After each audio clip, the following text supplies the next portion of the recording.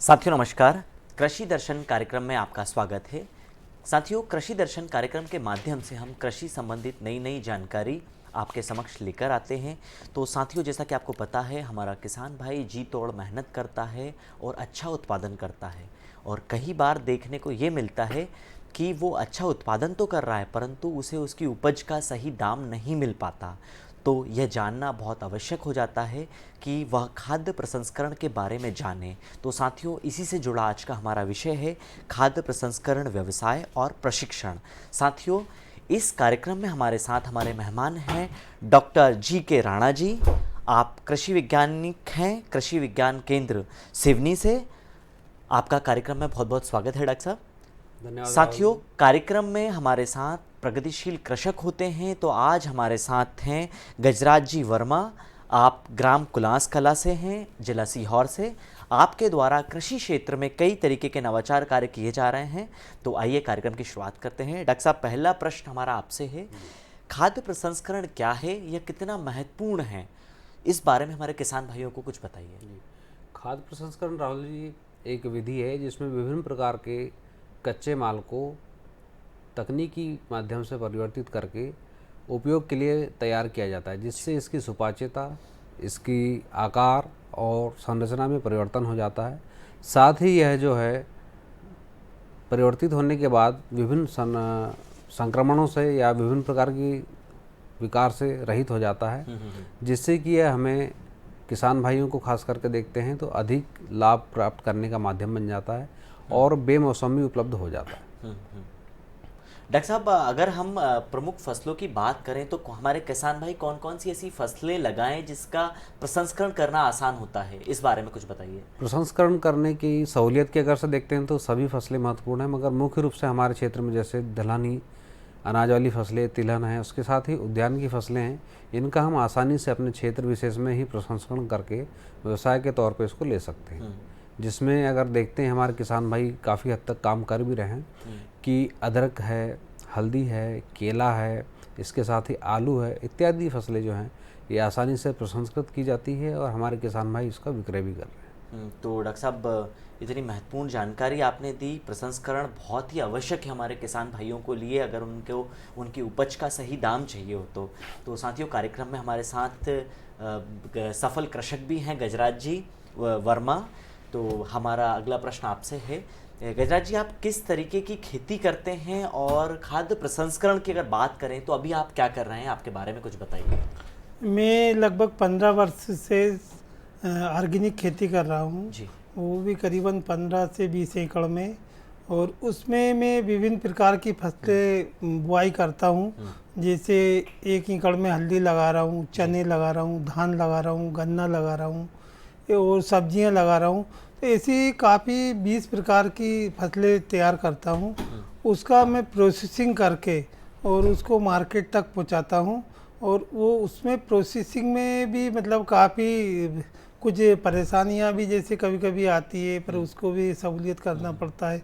जैसे अभी मैं हल्दी का प्रोसेसिंग करके उसका पाउडर तैयार करता हूँ और करीबन में हल्दी का अचार तैयार करता हूँ। वो भी मांग काफ़ी अच्छी रहती है।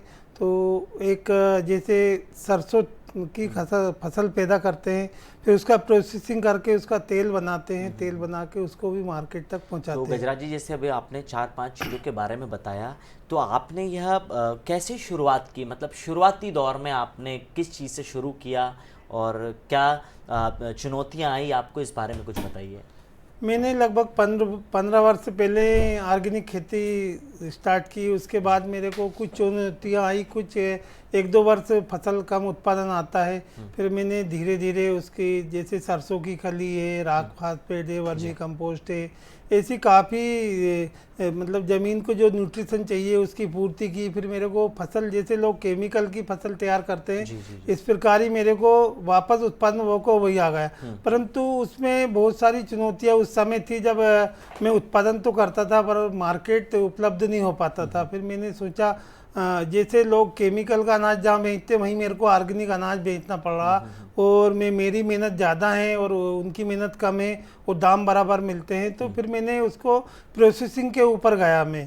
तो जिस प्रकार जैसे दालें हैं तो दाल का स्वयं प्रोसेसिंग करता हूँ, और जैसे हल्दी है, गन्ने का मैं गुड़ पाउडर बनाता हूँ, उसकी देसी खांड बनाता हूँ। तो ऐसी काफ़ी फसलों का प्रोसेसिंग करके फिर उसको मैंने मार्केट तक पहुँचाया और काफ़ी अच्छी मांग रहती है। तो गजराज जी, आप इतना बेहतर काम कर रहे हैं, निश्चित ही इस कार्यक्रम के माध्यम से हमारे किसान भाई आपसे प्रेरणा लेंगे और वह खेती में नवाचार करेंगे।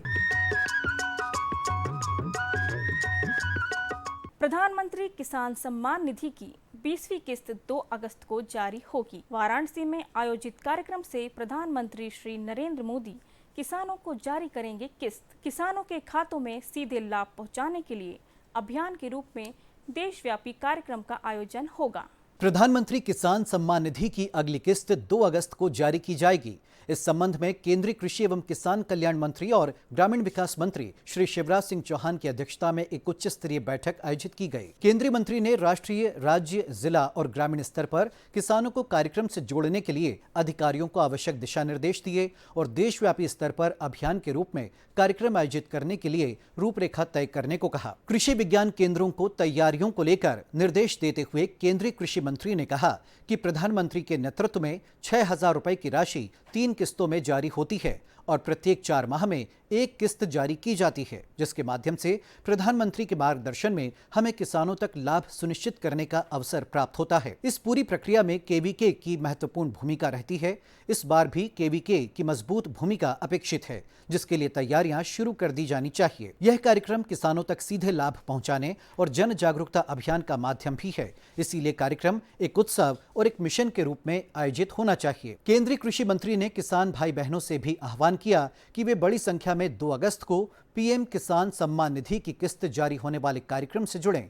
यह कार्यक्रम लाभ और कृषि क्षेत्र की विकास योजनाओं से जुड़ने का अवसर है। वर्ष 2019 से शुरू हुई योजना के तहत अब तक जारी 19 किस्तों में किसानों के खातों में 3.69 लाख करोड़ की राशि हस्तांतरित की जा चुकी है। 20वीं किस्त में 9.7 करोड़ किसानों को करीब 20,500 करोड़ की राशि का हस्तांतरण किया जाएगा। तो किसान भाइयों, आप भी इस कार्यक्रम से जरूर जुड़ें। प्रधानमंत्री किसान सम्मान निधि की 20वीं किस्त 2 अगस्त को जारी होगी।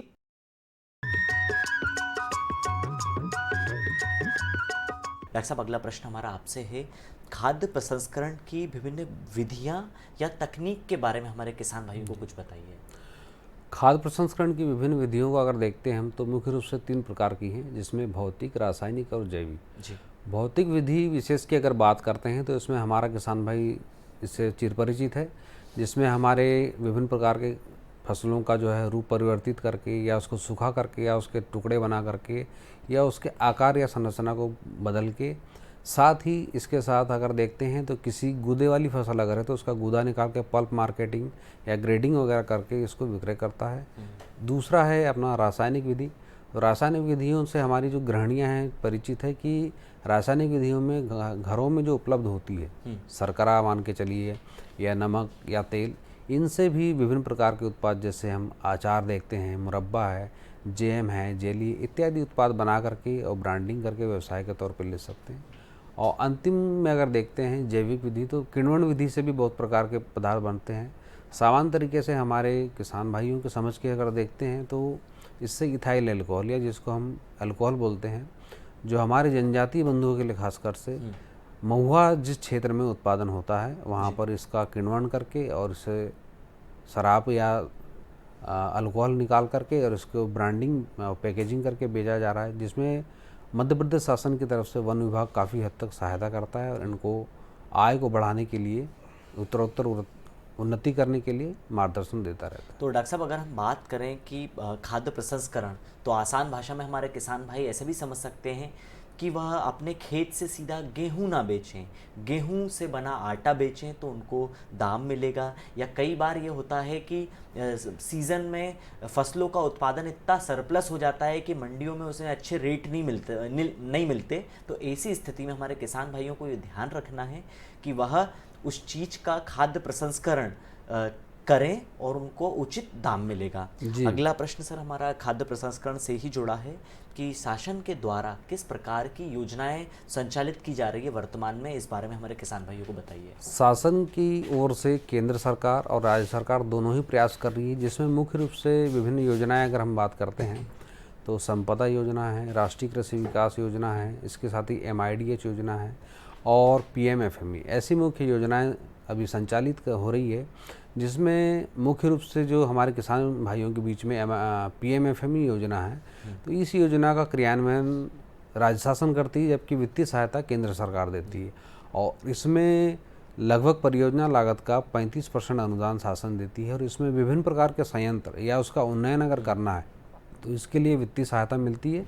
साथ ही इसमें तकनीकी मार्गदर्शन भी जुड़ा है, जो अधिकतर योजनाओं में होता नहीं है, कि हमारा किसान भाई किस उत्पाद के ऊपर काम करे, उसके लिए अगर कोई प्रोजेक्ट बनाना है तो DPR कैसे तैयार करे, जिसको डिटेल प्रोजेक्ट रिपोर्ट कहते हैं। साथ ही इसके लिए वित्तीय सहायता किन बैंक से मिलेगी या किस प्रकार के संरचना की या मशीन की आवश्यकता पड़ेगी, तो ये सारी जानकारियाँ PMFME योजना के माध्यम से दी जाती है। सर अगर हमारा किसान भाई PMFE योजना का लाभ लेना चाहता है तो सबसे पहले वह कहाँ संपर्क करे, इस बारे में?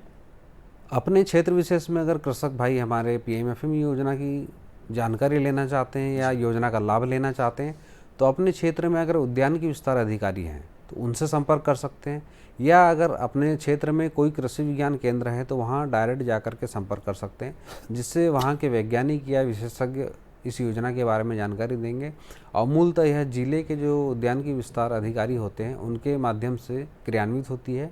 और इसके साथ ही अगर किसान भाई चाहें तो ऑनलाइन प्लेटफॉर्म बहुत सारे हो गए डिजिटल, जिसके माध्यम से इस योजना के बारे में जानकारी ले सकते हैं। तो साथियों, डॉक्टर साहब ने इतनी महत्वपूर्ण जानकारी दी कि हमें सबसे पहले अगर खाद्य प्रसंस्करण क्षेत्र में आगे बढ़ना है तो सबसे पहले जिला स्तर पर विभाग से जुड़ना होगा और जिलों में स्थित कृषि विज्ञान केंद्रों के पास में जुड़ना होगा और जानकारी के पश्चात ही हमें इस क्षेत्र में आगे बढ़ना चाहिए, क्योंकि आप बिना प्रशिक्षण अगर आगे बढ़ेंगे तो आपको समय भी ज़्यादा लगेगा और बहुत हद तक ये संभावना है कि आप असफल हों।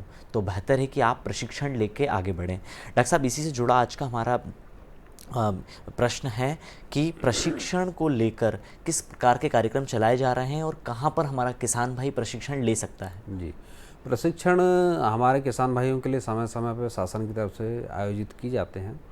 इसमें विभिन्न तरीके से प्रशिक्षण अगर देखते हैं तो विभिन्न संस्थान हमारे ज़िले में या ज़िले के आसपास के संस्थानों में अगर देखते हैं हम रहते हैं जी, उसमें मुख्य रूप से अगर देखते हैं तो एक कृषि विज्ञान केंद्र है, कृषि महाविद्यालय है, अनुसंधान केंद्र है, या विभिन्न प्रकार के जो NRLM, SRLM इत्यादि विभाग है जो विभिन्न समय पे या सामयिक प्रशिक्षण कराते हैं।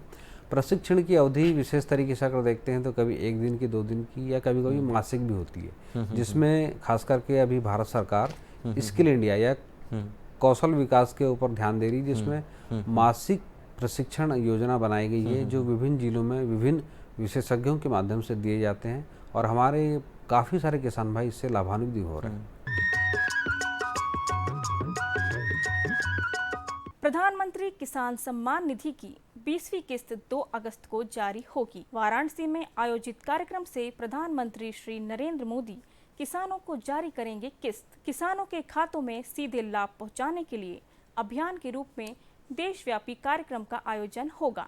प्रधानमंत्री किसान सम्मान निधि की अगली किस्त 2 अगस्त को जारी की जाएगी। इस संबंध में केंद्रीय कृषि एवं किसान कल्याण मंत्री और ग्रामीण विकास मंत्री श्री शिवराज सिंह चौहान की अध्यक्षता में एक उच्च स्तरीय बैठक आयोजित की गई। केंद्रीय मंत्री ने राष्ट्रीय, राज्य, जिला और ग्रामीण स्तर पर किसानों को कार्यक्रम से जोड़ने के लिए अधिकारियों को आवश्यक दिशा निर्देश दिए और देशव्यापी स्तर पर अभियान के रूप में कार्यक्रम आयोजित करने के लिए रूपरेखा तय करने को कहा। कृषि विज्ञान केंद्रों को तैयारियों को लेकर निर्देश देते हुए केंद्रीय कृषि मंत्री ने कहा कि प्रधानमंत्री के नेतृत्व में 6,000 रुपए की राशि 3 किस्तों में जारी होती है और प्रत्येक 4 माह में एक किस्त जारी की जाती है, जिसके माध्यम से प्रधानमंत्री के मार्गदर्शन में हमें किसानों तक लाभ सुनिश्चित करने का अवसर प्राप्त होता है। इस पूरी प्रक्रिया में केवीके की महत्वपूर्ण भूमिका रहती है।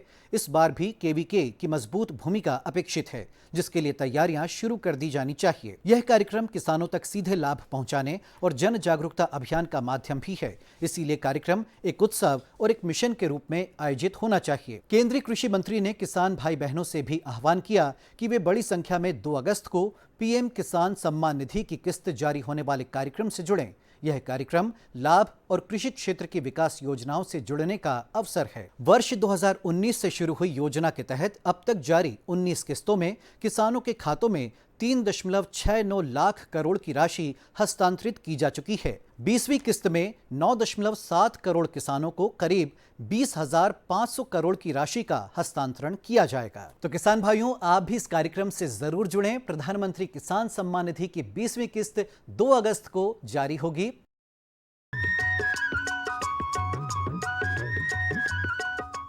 डॉक्टर साहब, आप कृषि विज्ञान केंद्र से भी हैं, तो आप किसानों से संपर्क किस तरीके से करते हैं कि किसान भाई को ये पता चल जाए कि कब ट्रेनिंग शुरू होने वाली है? आजकल बहुत सारे माध्यम ऐसे हो गए हैं, जैसे हमारा किसान डिजिटल इंडिया में बहुत सक्रिय हो गया, तो बहुत से हमारे व्हाट्सएप ग्रुप हैं जिसमें हमारे किसान भाई जुड़े हुए हैं। साथ ही हमारे साथ जो लाइन डिपार्टमेंट है उनके भी बहुत सारे ऐसे व्हाट्सएप ग्रुप है, या कहीं इंस्टा पे या कहीं फेसबुक पे जब हम लोग जानकारी भेजते हैं कि फलानी तारीख को हम प्रशिक्षण आयोजित कर रहे हैं, तो किसान भाई स्वतः ही फ़ोन लगाते हैं कि सर हमारा नंबर लिख लीजिएगा या हमारा नाम लिख लीजिएगा, या किसी विभाग के माध्यम से भी ये जानकारी भेजी जाती। साथ ही अभी शासन किसान सारथी पोर्टल चला रहा है, जिसमें बल्क में 50,000 1 लाख मैसेज एक बार में चले जाते हैं। तो इस ऐप के माध्यम से भी हम किसान भाइयों को संपर्क करते हैं। साथ ही विभिन्न प्रकार के समाचार पत्र में भी, क्योंकि हमारा किसान भाई आजकल समाचार पत्र भी पढ़ता है, या उनके घर के बाल गोपाल जो हैं वो भी समाचार पत्र पढ़ते हैं, तो इसके माध्यम से भी हम किसानों को जानकारी देते हैं। तो साथियों, आपने देखा कृषि विज्ञान केंद्र या जिला स्तर पर जो विभाग हैं उनके द्वारा समय समय पर ट्रेनिंग प्रोग्राम आयोजित किए जाते हैं। हमारे किसान भाई इस चीज़ का ध्यान रखें कि जिला स्तर पर आयोजित होने वाले प्रशिक्षण कार्यक्रमों में भाग लें और चीज़ों के बारे में सीखें। अगला प्रश्न हमारा गजराज जी से है। गजराज जी, आप उन युवाओं को क्या संदेश देना चाहेंगे जो पढ़ाई लिखाई करके ग्रामीण क्षेत्र से शहरी क्षेत्रों की ओर जा रहे हैं? तो क्या सुझाव देना चाहेंगे कि वो किस तरीके से खाद्य प्रसंस्करण क्षेत्र में अपना भविष्य लगाएं? मेरा ये निवेदन है सभी युवाओं से कि आप गांव छोड़ के इतना अच्छा माहौल छोड़ के आप शहर में जाएंगे, वहाँ 10,000 15,000 की नौकरी करेंगे, उससे अच्छा गांव में छोटा सा प्रोसेसिंग यूनिट डालिए आप धीरे धीरे उसको, और आप उसको काफ़ी आगे तक बढ़ा सकते हैं। अभी जैसे मैंने करीबन 15 वर्ष में अभी काफ़ी मतलब करोड़ों की आमदनी होती है, तो ऐसे आप गांव में रह के काफ़ी करोड़ों रुपए कमा सकते हैं। आपको किसी रोज़गार की आवश्यकता नहीं है, आप दूसरे को रोज़गार दे सकते हो, और मध्य प्रदेश सरकार भी आपको काफ़ी मदद दे रही है, हर जगह अपने साथ खड़ी हुई है। जो भी आपको स्कीम चाहिए, सब्सिडी चाहिए, तुरंत मिलती है, प्रोसेसिंग भी तुरंत अपने यहाँ लगवा के देती है, तो सरकार हर जगह किसानों की सहायता करती है, तो आपको रोज़गार के लिए कहीं भटकने की आवश्यकता नहीं रहती है। अपन स्वयं अपने घर पे रोज़गार स्थापित करें। साथियों, आपने ये चीज़ सुनी, गजराज जी के अनुभव भी सुने। खाद्य प्रसंस्करण क्षेत्र में जो उद्योग लगते हैं उससे प्रत्यक्ष अप्रत्यक्ष रूप से रोजगार का सृजन होता है, और विशेषकर अगर ग्रामीण क्षेत्रों की हम बात करें तो यहाँ रोजगार की बहुत आवश्यकता है। तो हमारा ये आग्रह भी है कि युवा खाद्य प्रसंस्करण क्षेत्र में आगे आएँ और सरकार शासन की जो योजनाएं संचालित की जा रही है इसका लाभ लें। और डॉक्टर साहब, हमारा प्रश्न आपसे है कि जो युवा तकनीकी रूप से सक्षम है और कई लोगों ने तो फूड प्रोसेसिंग में स्टडी भी की है, तो ऐसे युवाओं को क्या सलाह देना चाहेंगे कि वो किस तरीके से खाद्य प्रसंस्करण क्षेत्र में नवाचार के काम करें? युवा उद्यमी अगर काम करता है तो वो एक परिवार नहीं, अपने साथ अनेक परिवारों को रोजगार देता है, और अगर उसने कहीं प्रशिक्षण लिया हुआ है तो उसको वित्तीय सहायता या जो संसाधन की उपयोगिता कहाँ कहाँ से उपलब्ध होगा, इसकी जानकारी के लिए सर्वप्रथम अपने ज़िले के भौगोलिक स्थिति को थोड़ा जानना चाहिए, और इसके साथ ही इसका मार्केट कहाँ है इस पर ध्यान देना चाहिए। और अगर किसी प्रकार की समस्याएं आती है तो संबंधित क्षेत्र में अगर कृषि विज्ञान केंद्र है या आपका कृषि अनुसंधान केंद्र या खाद्य प्रसंस्करण का कोई अनुसंधान केंद्र है, कई क्षेत्रों में है भी, तो वहाँ प्रत्यक्ष रूप से जाकर के जानकारी लेनी चाहिए। तो डॉक्टर साहब, आपने इतनी महत्वपूर्ण जानकारी हमें कार्यक्रम के माध्यम से दी, और खाद्य प्रसंस्करण क्षेत्र में क्या क्या संभावनाएं हैं, किस किस प्रकार के व्यवसाय इसमें कर सकते हैं, और इसमें क्या चुनौतियां होती हैं, और किस तरीके से हमारे किसान भाई को ध्यान में रखना चाहिए। तो डॉक्टर साहब, आज के इस कार्यक्रम में आपका बहुत बहुत धन्यवाद।